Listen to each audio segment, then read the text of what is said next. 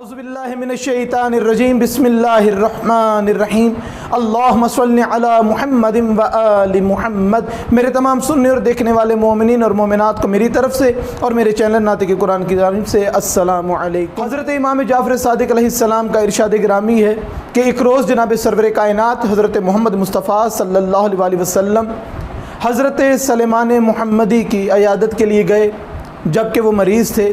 جناب سرور کائنات حضرت محمد مصطفیٰ صلی اللہ علیہ وسلم نے ارشاد فرمایا، اے سلیمان، تو جانتا ہے کہ تیری یہ بیماری تیرے لیے 3 فضیلتوں کا سبب بنی ہے۔ پہلی فضیلت کہ پروردگار کی یاد میں تو مصروف ہو گیا ہے، دوسری فضیلت کہ تیری دعائیں قبول ہیں، اور تیسری فضیلت کہ تیرے گناہ بخش دیے گئے ہیں۔ تیری بیماری تیرے گناہوں کو بخشوائے گی اور قیامت تک کے لیے تیرے لیے استغفار کرتی رہے گی۔ بیماری تیری موت تک تیرے لیے بخشش طلب کرتی رہے گی۔